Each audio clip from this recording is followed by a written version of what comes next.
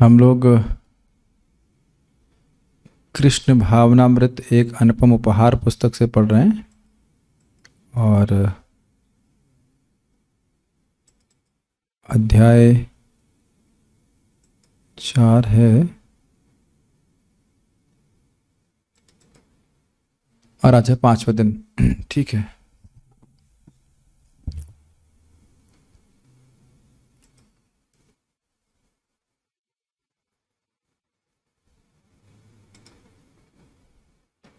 वेदों में आज विषय होगा कि कौन व्यक्ति कृपण है और कौन व्यक्ति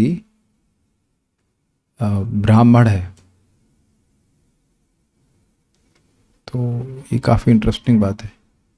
वेदों में कहा गया है कि जो लोग तपस्या का नियमित जीवन बिताते हैं वे ब्राह्मण हैं। एतद अक्षरम गार्गी विदित्वा अस्मलात् प्रयाति स ब्राह्मण। एतद अक्षरम गार्गी विदित्वा अस्मलात् लोकात् प्रयाति स कृपण। ये प्रयति नहीं शब्द है, मैं तक में स्मरण आ रहा है। हर व्यक्ति को मरना है। इतना आवाज गूंज क्यों रही है? क्योंकि यहाँ कोई स्थायी रूप से नहीं रह सकता, लेकिन जो तपस्या का जीवन बिताते हुए मरता है वह ब्राह्मण है, और जो कुत्ते बिल्ली की तरह तपस्या किए बिना मरता है वह कृपण कहलाता है। वैदिक साहित्य में ब्राह्मण तथा कृपण ये दो शब्द प्राय प्रयुक्त होते रहते हैं।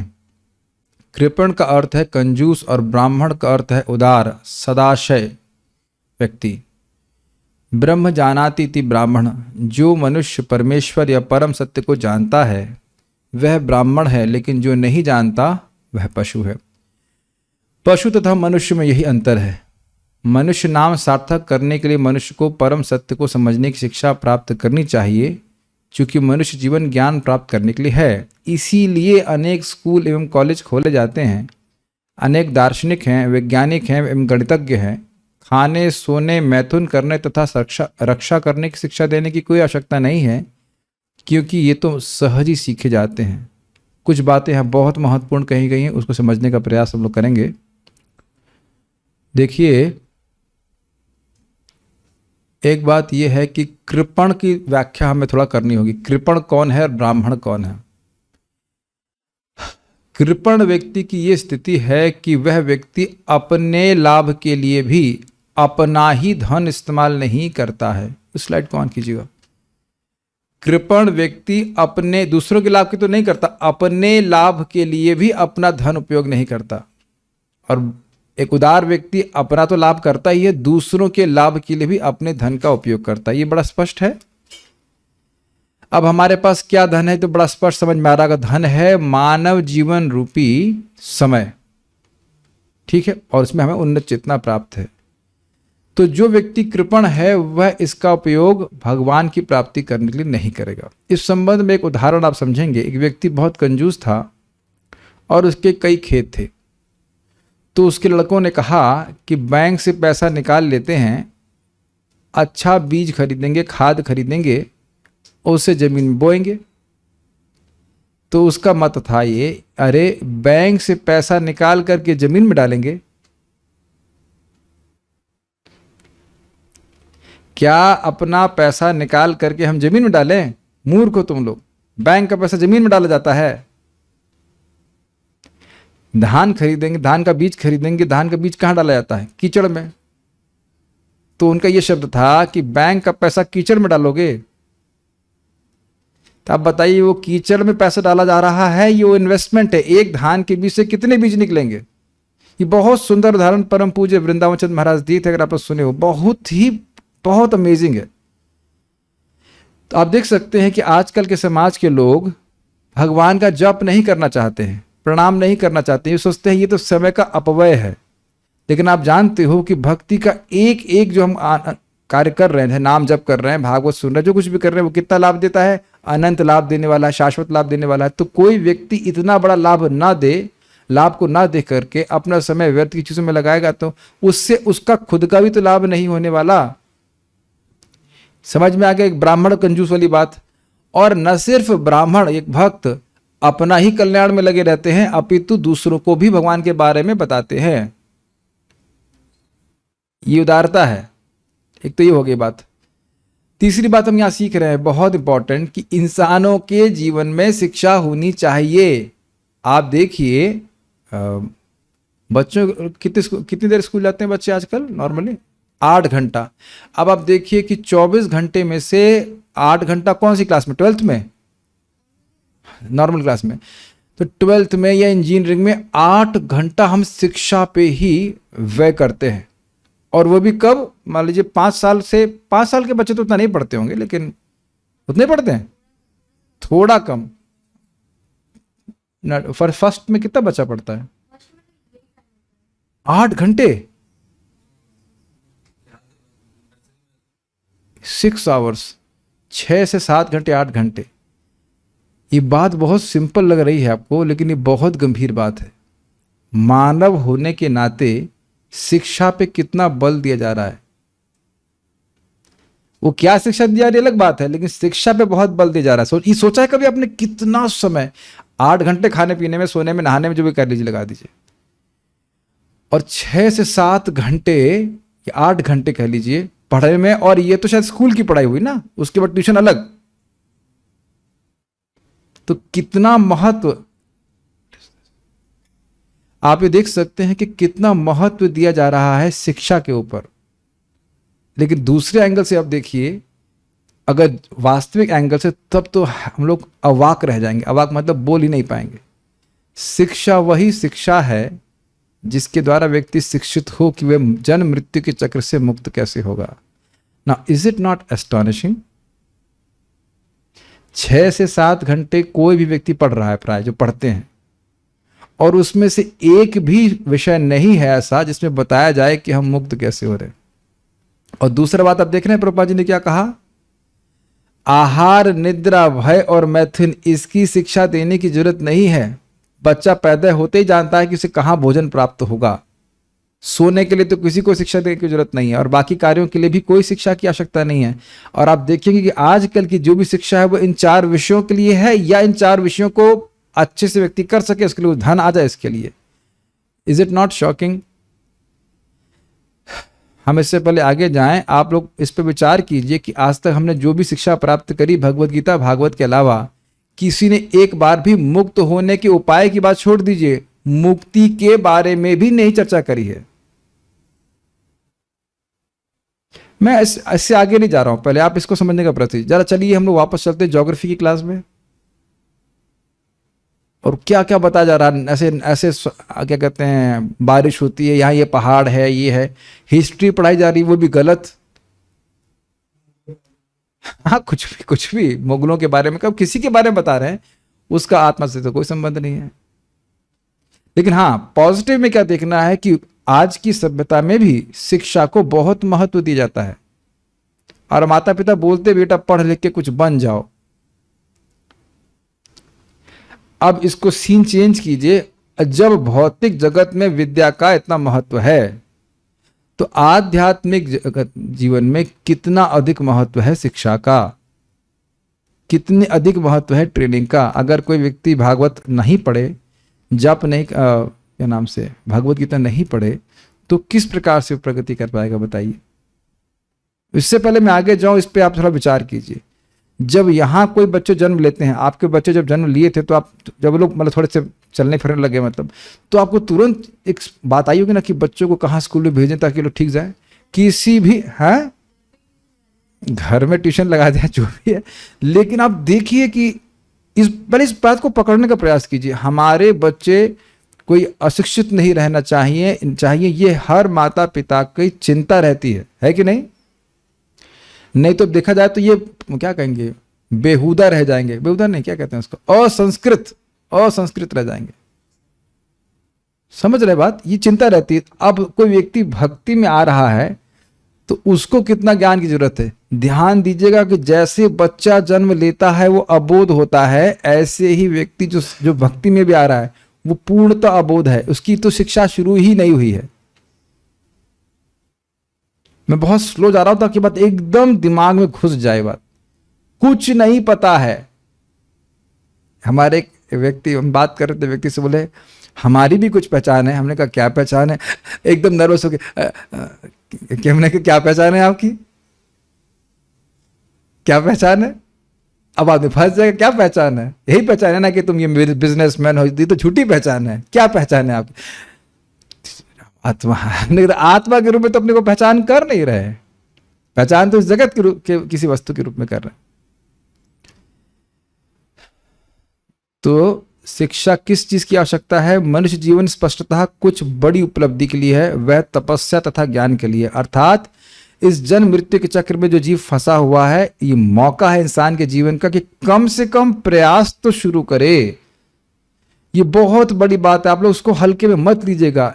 एक बार कोई व्यक्ति इस भक्ति के पथ पे चल पड़ा, आप जानते हैं कि वो भगवान के पास ही पहुंचेगा। पता नहीं समझ में आ रहा है कि नहीं, देखिए मालूम तो होगा, लेकिन एक बार आप एक बार विचार कीजिएगा कि यदि भक्तों का संग प्राप्त नहीं हो तो क्या कभी कोई व्यक्ति इस भक्ति के मार्ग पे आएगा?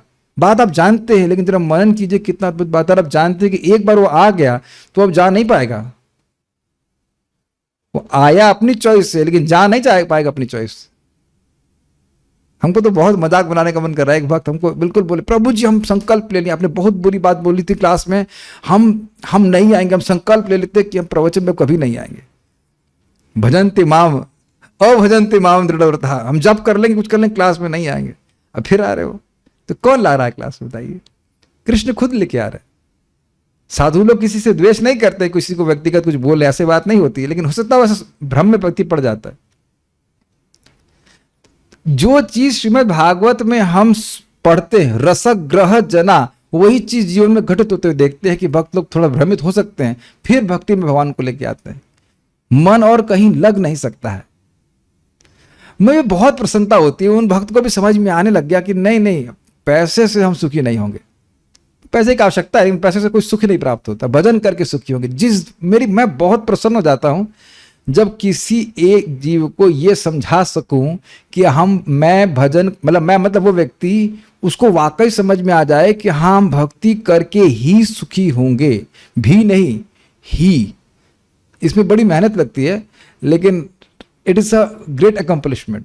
किसी जीव को ये निष्ठा हो जाए कि भाई हम शरीर को संतुष्ट करके नहीं, भक्ति करके ही सुखी होंगे, दैट्स एटलीस्ट मेरे लिए बहुत बड़ा जॉब सेटिस्फैक्शन है।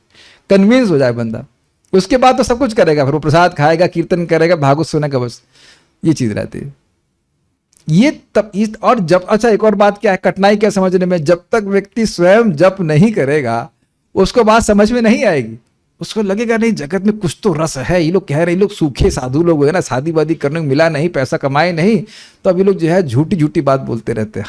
हम लोग विल फिगर आउट कि हम किस प्रकार से जगत में सुखी हो सकते हैं। ना तो कभी हुआ है, ना कोई होगा। बहुत अच्छी बात परम पूज्य वृंदावन चंद्र महाराज क्लास में बोल रहे थे कि देखो अपने पूर्वजों को, पूर्वज मतलब अपने माता पिता को देखो, फिर पीछे देखो दादा दादी को, फिर और पीछे देखो, क्या कोई इस प्रकार से जोड़ा बना बना कर सुखी हुआ है, परिवार करके कोई सुखी हुआ है?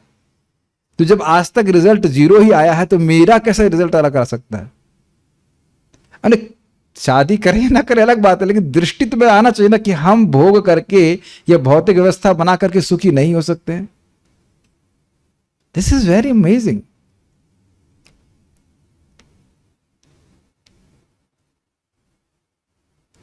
मैं कल ऐसे सुंदर सुंदर विचार भगवान उन्होंने देते हैं।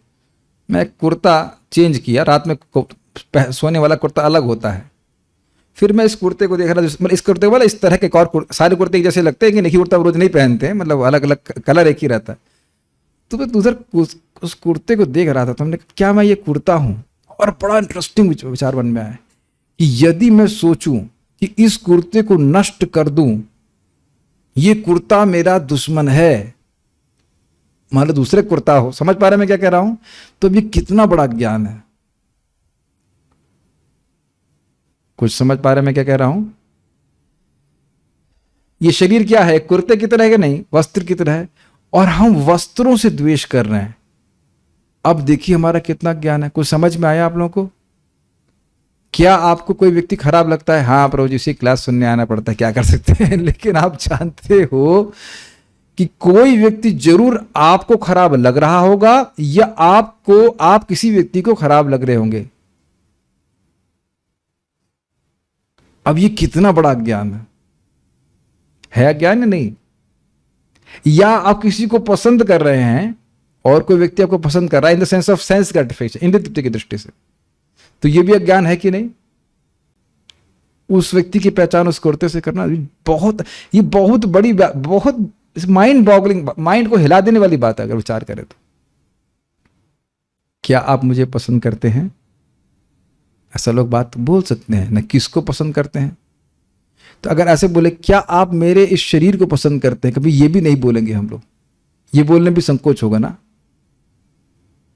क्योंकि वहां मैं अपने को इस शरीर से अलग करूंगा और वह भी कुछ समझ नहीं पाएगा किसकी क्या बात कर रहे हैं आप। Do you like my body, अगर यह भी कहेंगे तो कुछ कम अज्ञान है। कुछ मेरी बात समझ में आ रही है? सब ऐसा सुन ही रहे हैं खाली। हम कभी अगर मान लो किसी से द्वेष कर रहे हैं तो हम कहें आई हेट योर बॉडी, तब तो कुछ ज्ञान है, लेकिन आई हेट यू तो ये तो टोटल अज्ञान है, क्योंकि उस व्यक्ति को हम देख ही नहीं है। ये बात आपको सामान्य लग रही है, लेकिन इसी राग द्वेष के कारण जीव जगत में फंसा हुआ है। I hate you, I love you, जबकि दोनों ही यू को देखने के सामर्थ्य हमारे पास नहीं है। इसके लिए तपस्या और ज्ञान की आवश्यकता है।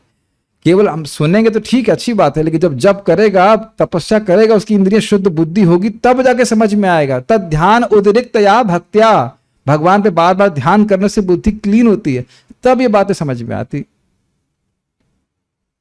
तो इसकी आवश्यकता है। ओके, वेदों में ब्रह्मचर्य के, मेरी बातें कुछ समझ में आती है, एब्स्ट्रैक्ट लगता है सब ऊपर से समझ आ रहा, ठीक है।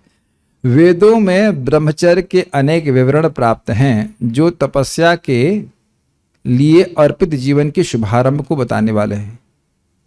स्मरणम कीर्तनम केली प्रेक्षणम गुह्य भाषणम संकल्पोध्यवसायश्च क्रिया निर्वृत्तिरेव च। श्रीधर 6:1-12। ठीक से ब्रह्मचर्य पालन के लिए आवश्यक है कि मनुष्य विषय जीवन के संबंध में न तो बात करे न ही सोचे।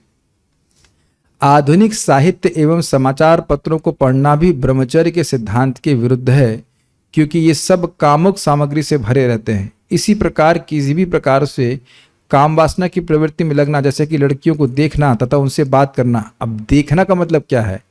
आपको व्यक्ति चल रहा है तो ऐसा तो नहीं कि लड़कियों को बैकग्राउंड में डाल करके उसको शिफ्ट डिलीट कर देंगे, ऐसा तो हो नहीं सकता है। देखने का मतलब है भोग दृष्टि से देखना।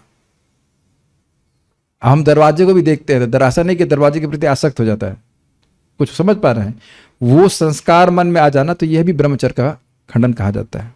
ये सब बातें हैं और आप समझ सकते हैं कलयुग में कितना कठिन है। देखिए, पहले तो अगर पहले जमाने की बात कर रहे हैं, जो इसमें तो इस प्रकार से लड़कियां घूमती भी नहीं थी। अब आजकल ज्यादा बात होगी, लड़कियां घूमती भी हैं और आकर्षण करने, अनावश्यक रूप से आकर्षण करने के लिए कपड़े पहनते हैं इस तरह का। देखिए, यहाँ पे कोई माता जी लोगों के लड़कियों के खिलाफ बात नहीं हो रही, लेकिन ये बात हम गलत तो नहीं कह रहे हैं ना।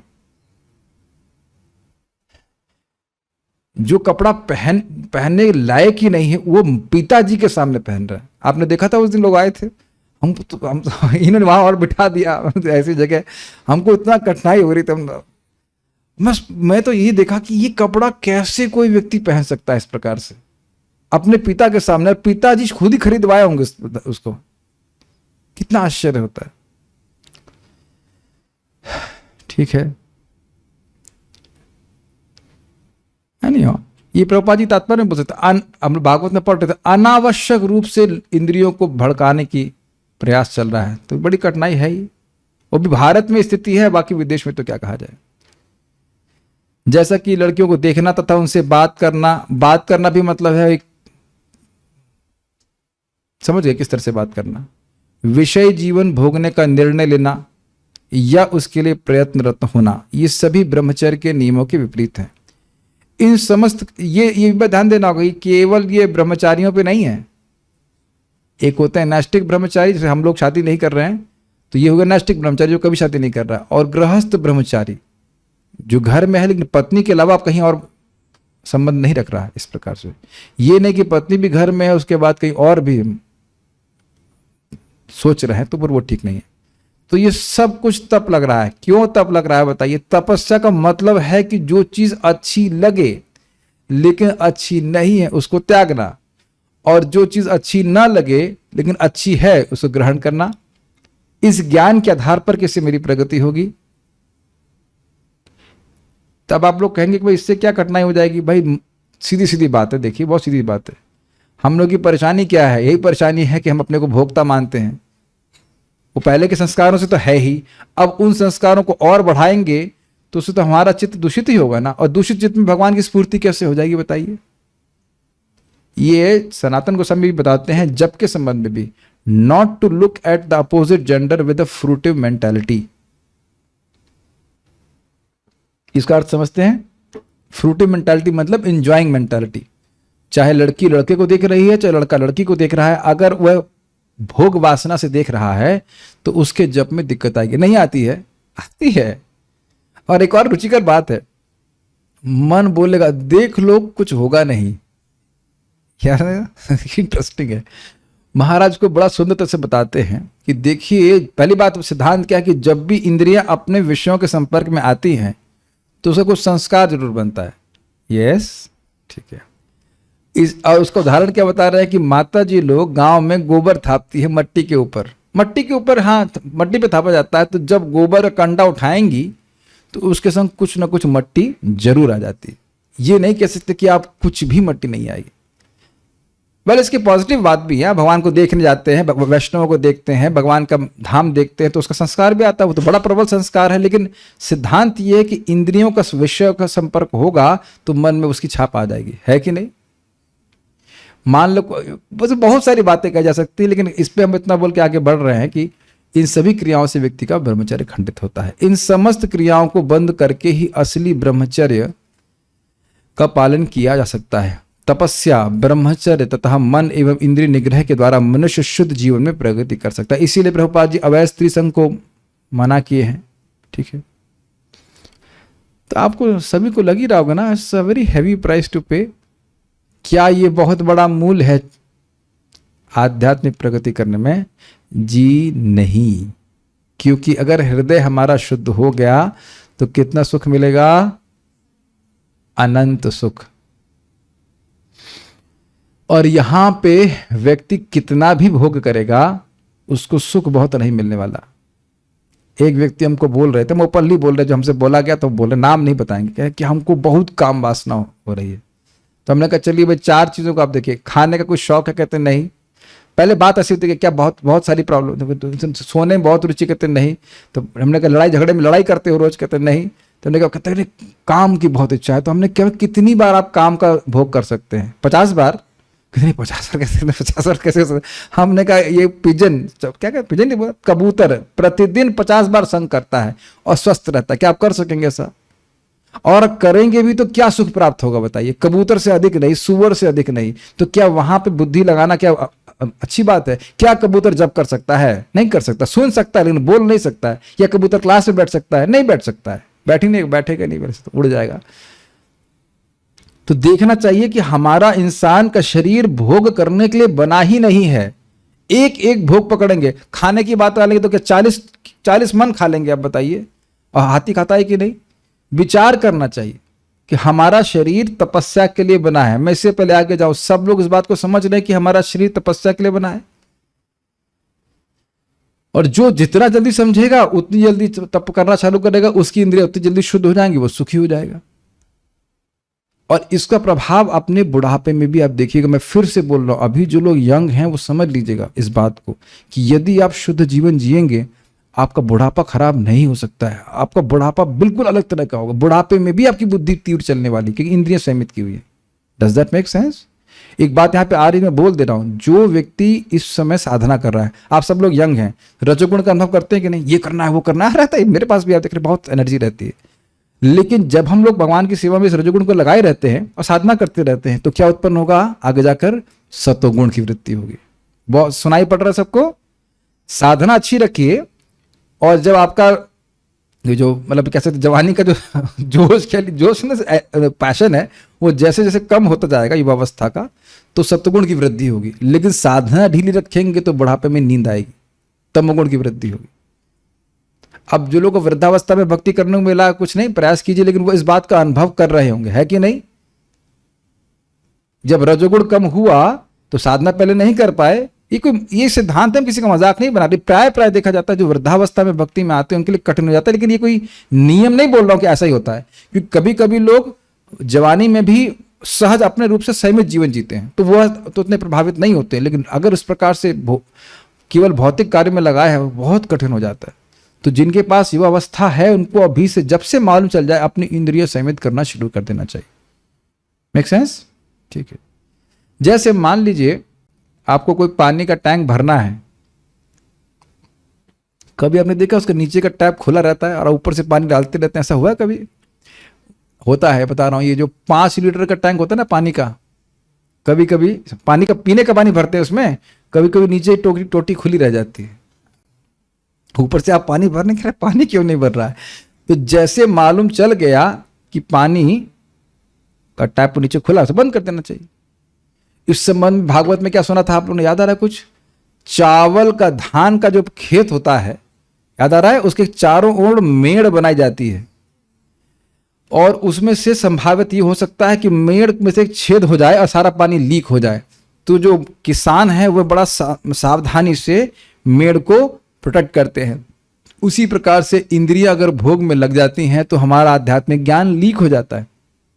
तो इसलिए जो साधक है उसको अपनी इंद्रियों को संयमित करने का प्रयास करना चाहिए। ऐसा नहीं है कि इंद्रियां अगर भोग में जाएंगी तो कुछ हमारा ज्ञान लीक नहीं होगा, ज्ञान लीक हो जाता है।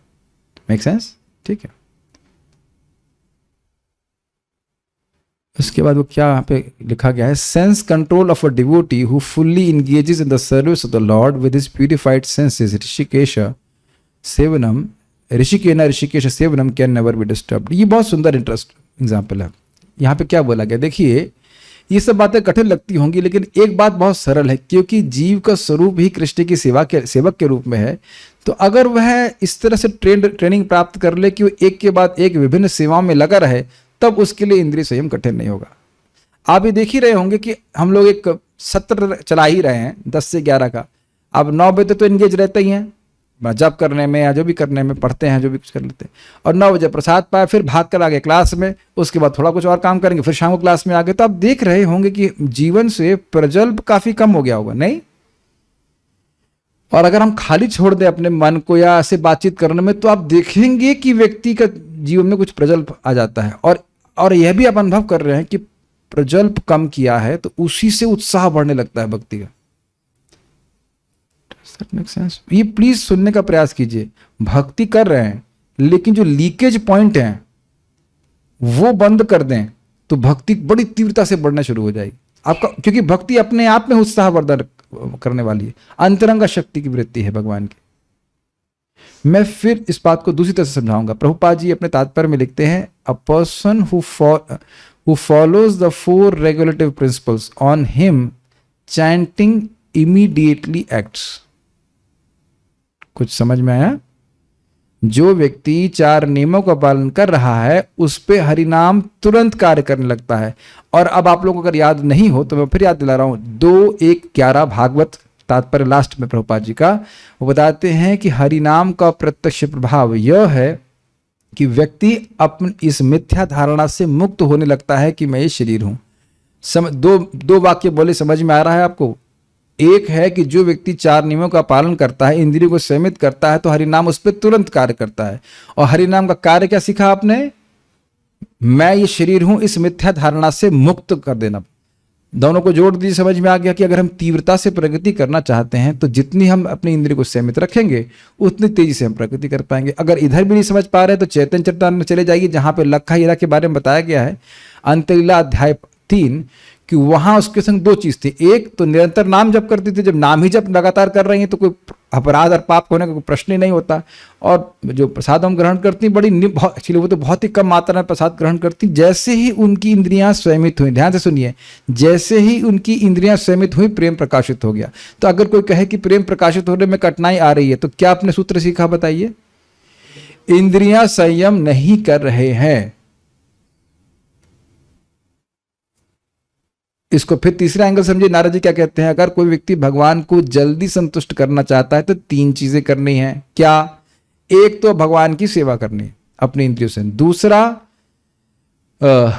जैसा भगवान चाहते हैं, जैसी जिस अवस्था में भगवान रखे उसमें संतुष्ट होना चाहिए। तीसरा, दूसरों पर दया करना चाहिए। चौथा, अपनी इंद्रियों को संयमित करना चाहिए। एक्चुअली इंद्रिय संयम का मतलब यही है कि भगवान की सेवा में लगाए रखे और भोग में ना जाने दे। और एक सीधी सीधी बात है, अभी मैं भगवान के बारे में बोल रहा हूं तो फिल्म के बारे में कैसे बोलूंगा? क्या उत्तर है? इंद्री तो एक बार में एक ही कार्य करेगी। ऐसा तो नहीं है कि मैं प्रसाद भी खाऊं एक ही समय में, हम प्रसाद भी खा लें और भोग भी खा लें, ऐसा हो सकता है क्या? और इसीलिए तो हम लोग बार बार बोलते हैं हरे कृष्णा मीन्स क्या? क्या मतलब है उसका? कृष्ण हमें अपनी सेवा में नियोजित रखिए। Does that make sense? किसी ना किसी रूप में आप कृष्ण की सेवा में नियोजित रहे, ये बुद्धि आपको जागृत करनी चाहिए। देखिए, जो लोग अब वानप्रस्थी में हैं या जो लोग नौकरी नहीं कर रहे हैं या जिनको करने की जरूरत नहीं भगवान की कृपा से, उनको तो भगवान की सेवा के अलावा कुछ भी नहीं करना चाहिए। और जिनकी छुट्टी मिल जाती है उस छुट्टी वाले दिन तो खूब भगवान की भक्ति करते हैं। आप लोग कर ही रहे हैं, मैं खाली याद दिला रहा हूं। Does that make sense? जिनका ये दुर्भाग्य है कि नौकरी करनी पड़ रही है, तो बाकी समय केवल भगवान की भक्ति कीजिए। प्रभु जी बाकी समय बचता ही नहीं, क्या करेंगे? कि नहीं? उसका तो हम कुछ नहीं कह सकते, लेकिन समझने का प्रयास कीजिए। ये बहुत बड़ी प्रिविलेज है। हमको इतनी हंसी आती, कभी लोग बोलते हैं अरे हम घर में रह के खाली बैठेंगे। अरे खाली बैठने का समय है, ऐसा लग रहा है कि ब्रह्मा जी की आयु मिल गई है इनको। कैसे समय कटेगा? कितना जाप करना है आप बताइए। जो लोग बाद में भागवत में आए हैं, क्या आप लोग श्रीधर स्वामी की टीका सब समझ गए? 1.1.2 1.1.1 17 दिन क्लास हुआ है, दिमाग लगाना चाहिए कि नहीं? और आप ये मत कहिए कि हम तो पढ़ा चुके हैं। तो ऐसे तो जो आप कॉलेज में कोर्स पढ़ते हो वो भी पढ़ाया जा चुका है पिछले साल, तो आप नहीं पढ़ते दोबारा? दूसरों को पढ़ाया जा चुका है, आप तो नहीं पढ़े हो ना। और ये भी बात ध्यान रखिए कि अगर रुचि होती है तो व्यक्ति ट्यूटोरियल पढ़ के भी पढ़ लेता है। या रुचि नहीं कहना चाहिए, अगर आपकी इच्छा होती है। क्यों वही नहीं कर रहे आजकल? तो कितना बड़ा एंगेजमेंट है जरा बताइए। और श्रीमद् भागवतम को सुनने की इच्छा मात्र से भगवान आ जाते हैं। देखिए कितनी सहायता, मैं हिंट दे रहा हूं, कितनी बड़ी सहायता किया हूं। भगवान ने मुझे निमित्त बनाया, टेक्स्ट दे दिया है, पीडीएफ दे दिया है, उसको पढ़ लीजिए। नहीं समझ में आए तो लेक्चर सुन लीजिए, पढ़ पढ़ कर समझा रहा हूं, है कि नहीं? एक एक लाइन समझा रहा हूं। और अब भगवान की कृपा से अभी जिंदा हूं, तो अगर आपको कुछ नहीं समझ में आए तो पूछ लीजिए। अब उसके बाद भी कहे कि हमारे पास समय है, हम क्या करें, हम खाली बैठे रहें, तो भाई उसके बाद तो फिर दिमाग ही खाली और कुछ नहीं कहा जा सकता। हम लोग को ऐसी सुविधा दे दी जाती है, आज से 10 साल पहले कितना आनंद होता। और आज भी कोई भी सुविधा नहीं दे रहा है इस प्रकार से कि बैठ के पढ़ाए। मैं कोई भी नहीं बोल रहा हूँ, उपकार नहीं दिखा रहा हूँ, थोड़ा सा डांट रहा हूँ कि जो लोग कहते हैं हम खाली हैं, उन्हें क्या बोला जाए। एक व्यक्ति कार्टून शो देख रहे थे, हमने कार्टून देख रहे, भागवत सुनो। छोटे बच्चे मात्र 30 साल के हैं, तो कार्टून देखना चाहिए, है ना?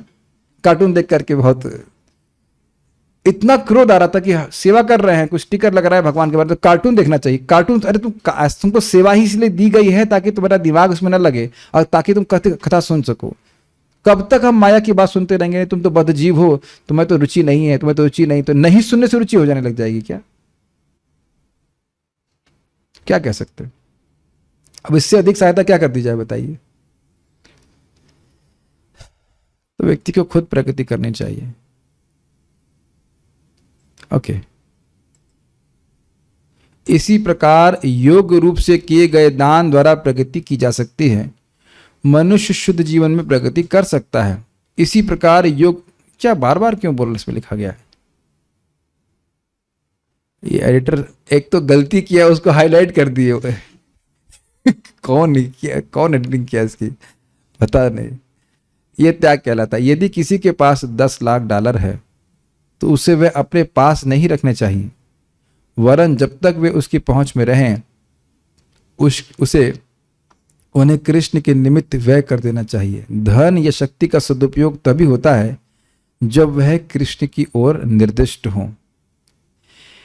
If money is not devoted to the service of the Lord by the law of nature, it gets spent as spoiled energy in the fight against legal problems, diseases and so on. क्या बात प्रभुपाद जी कह रहे हैं।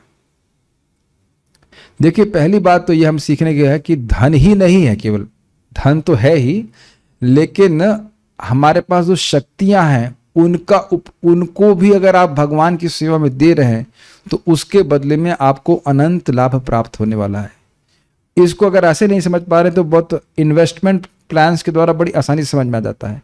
आजकल के ज़माने में भी क्या एफडी होता है, क्या होता है, उसको 5 साल के लिए लॉक हो जाती है, क्या होता है, ऐसा कुछ होता है ना, 20 साल के लिए लॉक हो जाती है, ऐसा होता होगा, 1 साल 5 साल। तो धन आपका ही है, लेकिन 1 साल बाद मिलेगा और कुछ बढ़ करके मिलेगा, 10% जो 5%, 5% के लिए हम अपना धन 1 साल के लिए ब्लॉक करने के लिए तैयार है, केवल 5% के लिए। अब जरा थोड़ी क्वेश्चन हम बता देंगे, इसका रेफरेंस पढ़िएगा, भागवत 2:3-17, 2:3-17। तो वहां बताया गया कि किसी भी व्यक्ति को कुछ भी देते हैं वापस आता है, कोई भी व्यक्ति है, कुछ भी देंगे वापस आएगा, 1 रोटी देंगे 1 रोटी वापस आएगी। अयोग्य ब्राह्मण को देंगे तो दुगुना आएगा, योग्य ब्राह्मण को देंगे तो 100 गुना आएगा, और भक्तों को देंगे जो भगवान की सेवा में लगा दें तो अनंत गुना आएगा। तो फिर तुरंत तो नहीं आया, तो तुरंत तो आपकी एफडी भी फलीभूत नहीं हो रही, तुरंत तो एफडी भी फलीभूत नहीं हो रही है। और प्रभुपाद जी क्या बोल रहे हैं कि अगर कोई व्यक्ति इस प्रकार से नहीं देता है तो माया खींच लेगी। किस बहाने खींच लेगी बताइए, क्या बोल रहे हैं प्रभुपाद जी, कोर्ट में चक्कर लगाते रहो। और ये सच्ची घटना है, मैं इंडोनेशिया गया हुआ था, हमारे एक स्टूडेंट फोन किए, प्रभु जी बहुत बड़ी समस्या है। क्या समस्या हो गई? पिताजी पे झूठा मर्डर का केस लग गया है। तो मैंने कोई बात नहीं, भगवान की भक्ति करी, फिर जो भी आवश्यक हो करते रही, जब करते रही। तो बाद में एक ज्योतिष ने उनको बोला था उनके पिताजी को कि अगर आपका लड़का भजन नहीं कर रहा होता तो आपका जेल जाना निश्चित था, लाखों रुपए ठुक जाते उसमें। अब उनको कितनी समझ में आई बात आगे नहीं पता है, लेकिन ये सत्य बात है कि अगर भगवान की सेवा में लगे रहते हैं तो माया की बहुत सारी, भगवान स्वयं ही माया को दूर कर देते हैं, कहते भाई इसको डिस्टर्ब नहीं करो। जो सुख दुख आएगा भक्त के जीवन में भगवान देते हैं, इस प्रकार से नहीं होगा। आपने ये भी सुना है ना कि जो लोग पाप करके धन कमाते हैं उनकी बरकत नहीं रहती, देखा गया है कि नहीं? वो कहीं ना कहीं बीमारी आदि के द्वारा उसको खींच लेंगे, डॉक्टर आ जाएगा या और लोग आ जाएंगे, पैसा लगा वेस्ट कर देते हैं। ये दृष्ट है, ये दृष्ट है। एक व्यक्ति को हम नाम नहीं रखेंगे, जानता हूं मैं, उनकी सैलरी 8 लाख रुपए महीना है और उनके 7 करोड़ रुपए डूब गए। और आप हंसेंगे कि कहां, पता नहीं कहां कहां इन्वेस्ट कर रहे हैं। हमने कहा आपको 8 लाख रुपए मिल रहा है, आपको फिर भी इन्वेस्ट करने की जरूरत है? क्वाइट अमेजिंग नहीं? परिवार छोटा सा, एक बच्चा, एक पत्नी और वो खुद, बहुत खर्चे हो जाते हैं। कैसे 8 लाख में कैसे बंदे जिएगा, है कि नहीं? आप लोग हंसेंगे कि नहीं? अरे कहते हैं हम लोग तो 10,000 में चिल नहीं, नॉट एकदम कूल रह रहे। 8 लाख देख रहे हैं कि कैसे कर्मकार करता है, और उसको बोल देते एकदम लाख रुपए मंदिर के लिए दोगे तो कभी नहीं देगा वो। ये स्थिति है। या बच्चों के लिए कैसे बर्बाद करते हैं लोग। ये बात समझिएगा कि जो वस्तु भगवान को दी जाती है, बहुत अच्छी बात है कि देने वाले हाथ, जिसको दिया जाना चाहिए वो हाथ जो है वो केवल भगवान का है। बहुत अच्छा बात बोल रहे थे महाराज। किसी वैष्णव को भी देते हैं तो ये जानते हैं कि वैष्णव से भगवान की सेवा में लगाएगा, उन्हें क्या करना। आप ये चेक कर लो कि भाई जब उसने पैसा दिया तो उसके जीवन में क्या परिवर्तन आया। जिस साधु को आप दे रहे हो उसने के गॉगल्स लगाना शुरू कर दिए, या उसके रूम में एसी लग गया, या क्या हो गया। किसी भक्त को आप देख रहे कि भाई वो तो वैसे का वैसे ही रह रहा है, तो पैसा तो कहीं जा नहीं रहा है, स्विस बैंक में तो डाल नहीं रहा है, तो देखेंगे कि कहां पैसा दिया जा रहा है। जो असली साधु वो जानता है ये पैसा नहीं दे रहा है, हमको अपना कर्म दे रहा है। अगर कर्म भगवान की सेवा में नहीं लगाया तो कर्म हमारे सर पे आ जाएगा। Does that make sense? लेकिन उससे लाभ व्यक्ति को बहुत होगा, और लाभ तभी होगा जब उस धन का उपयोग भगवान की सेवा में किया जाए। मेरी बात समझ में आ रही है? और लाभ क्या होगा समझ लीजिए। जब भी आप देखेंगे कि आपने कभी कुछ दान दिया है, आप देखेंगे कि मन में एक सुख और शांति का अनुभव होता है। आप देखेंगे कि जब हम धन को इकट्ठा किए रहते तो हम एंजाइटी में रहते हैं, ऐसे लग रहा है कॉन्स्टिपेशन हो जाओ किसी को, है कि नहीं? मन परेशान रहता है, आप देखिएगा। और धन आप किसी भी, चाहे आप गरीबों की सेवा के लिए दीजिए, तो खैर पुण्य होगा। मान लीजिए आप गाय की सेवा के लिए देते हैं, या वैष्णव की सेवा के लिए देते हैं, प्रसाद के लिए देते हैं, गीता वितरण के लिए, किसी तरह से, या घर में ही लोगों को बुलाते हैं, उन्हें प्रसाद खिलाते हैं, बहुत सुख मिलता है। देना, सेवा करना, देना एक ही बात है ना, ये सुख ही होता है। तो अब ये केवल धन की बात नहीं है। मान लीजिए आपके पास भगवान का ज्ञान है तो उसको भी देना चाहिए। और आप देखेंगे जब देंगे तो बढ़ने लग जाएगा। हमारे दासरथी प्रभु गीता क्लास दी मंदिर में, तो बोले प्रभु जी हमको तो पता ही नहीं था प्रथम अध्याय का 25वां श्लोक भगवान बोले हैं। तो कितनी बार गीता पढ़ लिए होंगे, लेकिन कह रहे हम मालूम चला कि भगवान बोले हैं उसको। भगवान बोले उसमें भगवान वाचा नहीं लिखा है, लेकिन उसमें भगवान माधव वाचा कुछ भी होगा ऐसे कहा, पश्चेतान ऐसे करके शब्द है। तो ये दूसरों को आप ज्ञान देंगे तो आपका ज्ञान भी बहुत बढ़ने वाला है। Does that make sense? तो खाली बात यह है कि व्यक्ति जब तक सामर्थ्य है, चाहे धन हो चाहे कुछ भी सामर्थ्य, उसको दूसरों के कल्याण में लगाना चाहिए। एतावत जन्म साफल्यम देहेषु इह देहिनाम प्राणेर अर्थिर धिया वाचा श्रेय आचरणम सदा। भगवान कृष्ण की उक्ति है और उसको महाप्रभु ने कोट किया भागवत से। ये बलराम जी को बोल रहे हैं कि देखिए उसी व्यक्ति का एतावत जन्म साफल्यम देही नाम यह देहीशु, जितने भी देही हैं उनमें उन्हीं का जीवन सफल है जो प्राण, अर्थ समझ गए, अर्थ मतलब धन, धिया मतलब बुद्धि, या वाचा इसके द्वारा श्रेय का आचरण करते हैं, दूसरों के लिए कल्याण का आचरण करते हैं। क्या आप इस बात को समझ रहे हैं कि नहीं? क्या श्लोक को देख रहे हैं कि नहीं? इस जगत में उन्हीं लोगों का गुणगान होता है जो दूसरों के कल्याण के लिए कार्य करते हैं। Do you agree? और यहाँ पे जो अपना अपना भोग करके चले गए उनकी प्रशंसा कोई नहीं करता है। कुछ याद आ रहा है? कृपण और ब्राह्मण की बात हम कर रहे थे, सुनाई पड़ रहा है? जो व्यक्ति दूसरों के कल्याण के लिए निमित्त कार्य करता है अपनी क्षमता के अनुसार, उसी की प्रशंसा करते हैं। हम भक्ति की तो बात ही नहीं कर रहे। इस जगत में मोहल्ले में भी आप देखेंगे कोई व्यक्ति दूसरों की दुख में हेल्प करता हो या कुछ करता हो तो लोग उसके मरने के बाद भी उसको गुणगान करते नहीं, बड़े अच्छे व्यक्ति थे। और वो भक्त हो और प्रचार करे, हेल्प करे, तो कहने की बात क्या। और हम जब बार बार बोलते हैं प्रचार मतलब फिर वही बात समझना चाहिए। ऐसा नहीं कि आप व्यास आसन में बैठ के ही कुछ करेंगे। क्या आपके पास एक व्यक्ति भी नहीं जिसको आप भगवान के बारे में बता सके? At least you can preach to your mind. ये एक बड़ी इंटरेस्टिंग बात है कि एक हम नाम नहीं रखेंगे, एक भक्त बड़े परेशान थे और मुझे बहुत परेशान करते थे। उनको लिखने की आदत बहुत थी, तो बहुत सारे मैसेज लिखते थे, हमको ये हो गया है, हमको ये परेशानी है, हमको वो है। मैं उनको बोला आप प्रचार क्यों नहीं करते? तो पहले तो उन्हें रजिस्ट किया, फिर वो प्रीचिंग वाकई करने लगे ऑनलाइन के माध्यम से। अब सेवा तो मंदिर की है ही, सेवा भी है, प्रचार इतना वो व्यस्त हो गए। कहते अब उनके सारे मैसेज बस छोटे छोटे हो गए, एक लाइन के। कह लगे मैं अब मेरे पास सोचने का समय ही नहीं है। अपनी समस्याओं, आपकी समस्याएं, अच्छा चलो विचार कीजिए, आपकी समस्याएं तो समस्याएं तब होंगी ना जब आप उस बारे में सोचेंगे। मैं फिर रिपीट कर रहा हूं, आर यू गेटिंग दिस? कोई समस्या है, मान लो लड़की की शादी नहीं हो रही, चलो फॉर एग्जाम्पल, या आपकी खुद की नहीं हो रही, जो भी है, अब वो समस्या तो तभी समस्या होगी ना जब आप उसके बारे में सोचेंगे। कभी सोचे इस तरह से? कोई समस्या तो समस्या तभी रहेगी जब उसके बारे में सोचेंगे। जब सोचने का समय ही नहीं है तो समस्या रहेगी कहां? Think about it. यही बात भक्ति बृहद भागवत महाराज बता रहे थे। जब दूसरों की मदद करने में कि आप निमित्त में रहेंगे तो अपनी समस्या अपने आप सॉल्व हो जाएंगी। उधर ध्यान ही नहीं है और वास्तविक की कोई समस्या है नहीं। समस्या यही है कि हम कृष्ण को भूले हुए हैं, बाकी कोई समस्या नहीं, वो अपने आप सॉल्व होते चली जाएंगे। Do you agree for this also?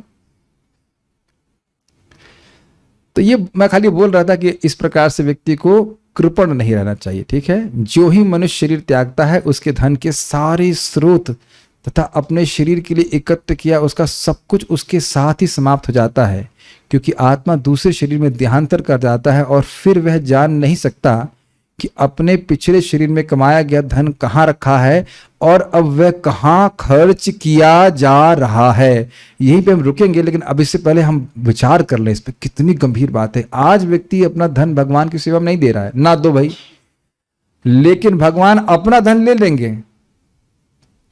कुछ समझ में आया? भगवान ने ये शरीर रूपी धन दिया है, तुम इस शरीर से भगवान के लिए कुछ करो या ना करो, भगवान तो वापस खींच ही लेंगे। आप मानते इस बात को? और इस शरीर से हम जो कुछ कर्म किए हैं वो कर्म हमारे साथ जाएंगे, धन साथ नहीं जाएगा। धन, तेरा विचार कीजिए, धन भगवान की सेवा में देते, धन था या बुद्धि थी या जो कुछ भी था, तो उसका कितना लाभ मिलता? अनंत लाभ। और अब जो बच्चे बच्चे रह गए वह मानो भक्त नहीं है, जो कि काफी संभावना है, तो वह किस लिए उपयोग करेंगे? इंद्रिय तृप्ति के लिए। तो हमने तो उनकी सहायता करी ना इंद्रिय तृप्ति करने में। कुछ याद आ रहा है? करने वाला सहायता करने वाला और प्रेरणा देने वाले को एक ही गति प्राप्त होती है। ये नहीं कहा जा रहा है कि आप अब बच्चों के लिए कुछ धन मत रखिए। आप जानते हैं ना 50% भगवान की सेवा में, 25% अपने लिए, 25% परिवार वालों के लिए। ये तो कोई बड़ी बात नहीं है। लेकिन मुझे तो आश्चर्य ये होता है कि 50% तो बहुत आगे की बात है, 10% भी संकल्प के संग नहीं निकाल रहा है व्यक्ति, एज इफ कि 90% में हम जी नहीं पाएंगे। और देखिए, हम दुनिया के हिसाब से नहीं चलते। क्या दुनिया में सभी लोग 16 माला जप करते हैं? तो क्या आप दुनिया की प्रतीक्षा करेंगे? क्या हम अपने जो धनराशि इकट्ठा कर रहे हैं 90% में नहीं जी सकते हैं? मान लो अभी गवर्नमेंट बोल दे कि 10% और कर देना पड़ेगा, अब आंसू और निकलेंगे पूरे पूरे फूट फूट करके। लेकिन क्या हम भारत छोड़ देंगे कि नेपाल चलेंगे? भूटान चले जाएंगे? रहेंगे ना यहीं पे। आपको मैं मजाक की बात नहीं बोल रहा हूं। कितना % इंटरेस्ट लगता है 10 लाख तक की स्लैब में? 10%। और 50 लाख अधिक कमाता है तो 30%। देख लीजिए, एकदम सामने वाली बात है। 10 लाख तक कमाते हैं 10%, और 50 लाख से ऊपर कमाते हैं जो भी होता हो तो आपको 30%। उससे सरचार्ज भी लगता है। तो बताइए कि आदमी कमाना बंद कर देगा? और एक तरह से गुस्सा आना चाहिए ना कि हम अधिक कमा रहे हैं तो हम पर अधिक टैक्स। हाँ, तुम क्यों अधिक कमा रहे हो? अगर ऐसे कहा जाए तो क्यों अधिक कमा रहे हो? इसे नहीं, लॉजिक नहीं लगता ना। लेकिन फिर रोए चाहे कुछ भी हो, 30% अपनी गाढ़ी कमाई का व्यक्ति दे रहा है ना गवर्नमेंट को। और क्या गवर्नमेंट सारे धर्म के कार्य में लगा रही है? विचार कर लीजिएगा। लोगों को विश्वास नहीं होता है कि हम भगवान की सेवा करेंगे तो हमारा धन से सेवा करें या अपने समय से सेवा करेंगे तो हमारा इतना लाभ होगा। सीधी सीधी बात है। यदि आपको, चलिए हैंड रेज करवाते हैं, कितने लोगों को ये विश्वास है कि भगवत गीता का ज्ञान दूसरों को देने से शुद्ध भक्ति प्राप्त होगी और व्यक्ति भगवान के धाम जाएगा? Very good. अब अरे नाम तो नहीं रखना चाहता हूं, अग्रवाल माता जी आप तो हाथ मत खड़ा करिए, आप तो सुबह भी नहीं उठती है। ऐसे क्लास में तो आप आती हैं, कोई बात नहीं है, मुझे पता है बीमार है, व्हाटएवर जो भी। लेकिन देखिए, रियली अगर आप बोल रहे हैं रियली श्रद्धा है तो आप सोचिए कितना प्रयास होगा उसके प्रति। मतलब मैं पूरा शरीर को कड़ा करके बोल रहा हूँ कि एकदम रियली आपका विश्वास है तो आप कितना प्रयास करेंगे कि हाँ भाई, भगवत गीता को दूसरों को देने में, ज्ञान देने में और किसी तरह मदद करने में हम निश्चित भक्ति को प्राप्त करेंगे। भगवान का शब्द है और हम भगवान के धाम जाएंगे। ये कितनी बड़ी उपलब्धि है भगवान के पास जाना। Think about it. तो खैर हम यहाँ पे रुक रहे हैं इस बात को विचार करते हुए कि कितना सुंदर विचार है कि नहीं तो। और दूसरी बात यह भी है, इंटरेस्टिंग चीज है, एक बहुत इंटरेस्टिंग चीज है। जैसे देखिए, मैं बहुत खुश होता हूँ, मान लो मैं आज मर गया, मैं भगवान शायद नहीं मारेंगे आज, लेकिन आज मान लो मैं मर गया तो मैंने भगवत गीता पे प्रवचन कर दिया है। अब उसको पढ़कर कोई उग्रवादी तो नहीं बन सकता है। अगर उस धन को उपयोग करेगा तो व्यक्ति कुछ भक्त ही बनेगा ना। प्रभुपाद जी भगवान के धाम चले गए, अब इधर जो उनकी संपत्ति है क्या है? भगवत गीता, भागवत, उस तात्पर्य लेके गए हैं। तो ये तो हम लोगों को भक्त ही बना रहा है ना, उग्रवादी तो नहीं बनाएगा ना, कर्म बंधन से मुक्त ही करेगा कि नहीं? विचार कीजिए, आप विचार कीजिए। धन आप देंगे किसी को तो भरोसा नहीं है कि क्या सही होगा गलत होगा, ये तो सीधी बात है। लेकिन अगर आप दिव्य ज्ञान देते हैं तो उसका तो जीवन पवित्र होगा ही ना। मुझे आज भी प्रभुपाद जी का शब्द याद है, यदि आप गीता का प्रचार करेंगे then you will be respected. और वाकई लोग सम्मान करते हैं कि ज्ञान उनके जीवन में इतना सुंदर शांति और पवित्रता लेके आता है। सब भक्तों को प्रयास करना चाहिए। और पता है बहुत इजी तरीका है, आप एक श्लोक तैयार कीजिए जो आपको सबसे आसान लगता हो, प्रवचन सुन लीजिए, नोट्स बनाइए, और जिंदगी में एक श्लोक केवल आपको एक बार तैयार करना है। पता है बात, एक बार आप तैयार कर लीजिए नोट्स, उसके बाद 6 जगह बोल दीजिए आप। हमने देखा था भक्ति रसामित महाराज की कुछ सीरीज देखी, हमने कहा इंग्लैंड में भी वही बात बोल रहे हैं, यूरोप में भी वही बात बोल रहे हैं। समझ रहे बात? तो एक बार तैयार कर लीजिए, वो 2-3 जगह बोल दीजिए, हमारा पक्का हो गया। You can not imagine what mercy you are giving to others when you give them Krishna consciousness. ठीक है ना? आखिरी बात, अगर हरि नाम करते समय ये संकल्प, ये इच्छा आपकी आती रहे कि मुझे भगवान का कीर्ति का प्रचार करना है, मुझे कृष्ण की कीर्ति का प्रचार करना है, तो हरि नाम प्रभु क्यों नहीं आपको सेवा का मौका देंगे? आप मेरी बात समझ रहे हैं? जगत में लोग मंत्र साधना करते हैं कुछ सिद्धि प्राप्त करने के लिए, है ना। और प्रभुपाद जी कहते हैं highest aspiration of a devotee is to become a preacher of Krishna consciousness. वहां नहीं बोलते माता जी प्रभु जी, समझ पा रहे हैं? भक्त की सर्वश्रेष्ठ आशा यह है कि वह भगवान की कीर्ति का प्रचारक बन सके। मेरी बात को समझ में आ रहा है? आप जप करते समय भी इस इच्छा को कल्टीवेट कर सकते हैं। आप देखिए कि जीवन में भगवान किस प्रकार से मदद करेंगे। अब चाहे हम एक को करें चाहे दो को करें, इंडोनेशिया में माता जी लोग ज्यादा प्रीचिंग करते हैं, आपको पता ही बात। कॉलेज प्रीचिंग वगैरह सब माता जी करते हैं। You will be surprised, I was surprised. Radio पे बोल रही हैं वो माता जी, प्रवचन कर रही माता जी। तो ये नहीं कहना चाहिए कि माता जी लोग कुछ कम है किसी तरह से। और हम ये भी देख रहे हैं कि बुद्धि भागवत गीता पढ़ने में, भागवत समझने में कोई इसमें कमी नहीं है। जो जाप कर रहा है, जिसकी जो पवित्र जीवन जी रहा है, उसे गीता समझ में आती है। समझ में आने के बाद थोड़ा दिमाग लगाइए, कुछ कृष्ण बलराम से प्रार्थना करिए। उनके पास तो शक्ति है ना। कितनी शक्ति है कृष्ण बलराम जी के पास? सारी शक्ति है ना, अनंत शक्ति। तो आपको कुछ बुद्धि जरूर देंगे जिसके द्वारा कुछ प्रीचिंग कर सकते हैं। ओके, हमको ये बात बहुत अच्छी लग रही है। हमें कृपण की तरह नहीं जीना है, ना तो अपने जीवन को व्यर्थ करना है इस तरह से कृपण की तरह, और ब्राह्मण बनने का प्रयास करना है, दूसरों को दिव्य ज्ञान देने का प्रयास करना है। Very nice chapter by Srila Prabhupada. Okay, will stop here. Srila Prabhupada की जय। ताई गौर प्रेमानंदे।